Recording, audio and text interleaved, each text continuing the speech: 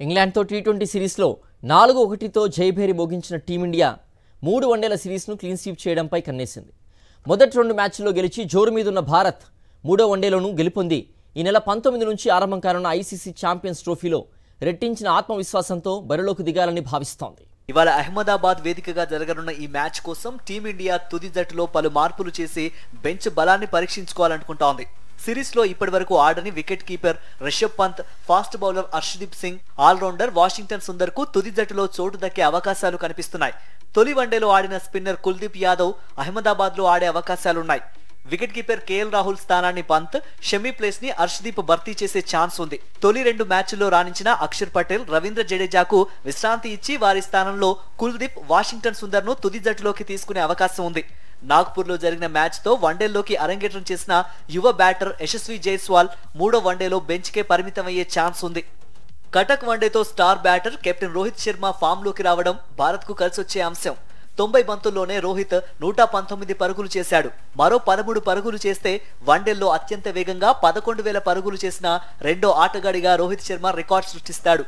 Sachin, Ricky Ponting, Sourav Ganguly, Jacques Kallis వంటి దిగ్గజాల కంటే వేగంగా 11,000 పరుగులు పూర్తి చేసిన ఆటగాడిగా హిట్ మ్యాన్ నిలుస్తాడు. ఈ అరుదైన జాబితాలో విరాట్ కోహ్లీ అగ్రస్థానంలో ఉన్నాడు. కోహ్లీ 222 ఇన్నింగ్స్ లోనే ఈ ఫీట్ సాధించాడు. ఇప్పటి వరకు రోహిత్ 259 ఇన్నింగ్స్ లో 10,987 పరుగులు చేశాడు. గత కొంతకాలంగా పేలవమైన ఫామ్ తో సతమతం అవుతున్న విరాట్ కోహ్లీ కూడా అహ్మదాబాద్ వన్డేతో ఫామ్ అందుకోవాలని అభిమానులు ఆశిస్తున్నారు. వన్డేల్లో 14,000 పరుగుల మైలురాయికి కోహ్లీ 89 పరుగుల దూరంలో ఉన్నాడు. ప్రత్యర్థితో పోలిస్తే ఇంగ్లాండ్ పరిస్థితి ఏమాత్రమూ బాగాలేదు. మరోవైపు చివరి మ్యాచ్లోనైనా నెగ్గి ఛాంపియన్స్ ట్రోఫీకి ఆత్మవిశ్వాసం కూడగట్టుకోవాలని ఇంగ్లాండ్ జట్టు భావిస్తోంది. ఒక్క ఆటగాడు కూడా తనదైన స్థాయి ప్రదర్శనను కనబర్చి జట్టును గెలిపించేలా కనిపించడం లేదు. 2 వన్డేల్లో ప్రధాన బ్యాటర్లంతా తలా ఓ చేయి వేసినా విజయానికి అది సరిపోలేదు. గతంలో చూపించిన విధ్వంసకర బ్యాటింగ్ ఇంగ్లాండ్ నుంచి రావడం లేదు. ఓపెనర్లు సాల్ట్, డకెట్ శుభారంభాలు ఇస్తున్నారు గానీ ఆ తర్వాత దానిని ఇతర బ్యాటర్లు కొనసాగించలేకపోతున్నారు. కెప్టెన్ బట్లర్, కోరూట్ మాత్రమే నమ్మకమైన ఆటగాళ్లుగా కనిపిస్తుండగా 2వ వన్డేలో హ్యారీ బ్రూక్ మరీ నెమ్మదిగా ఆడాడు.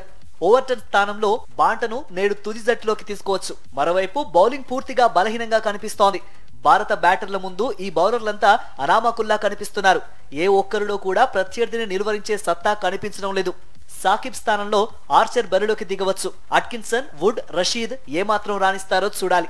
నరేంద్ర మోదీ స్టేడియంలో భారత చివరి వన్డే మ్యాచ్ 2023 నవంబర్ 19న ఆడింది. ఆస్ట్రేలియాతో జరిగిన వన్డే ప్రపంచ కప్ ఫైనల్లో భారత్ 6 వికెట్ల తేడాతో ఓటమి పాలై 3వసారి విశ్వ విజేతగా నిలిచే అవకాశాన్ని చేజార్చుకుంది. ఇవాళ మధ్యాహ్నం 1:30 గంటలకు మ్యాచ్ ఆరంభం కానుంది.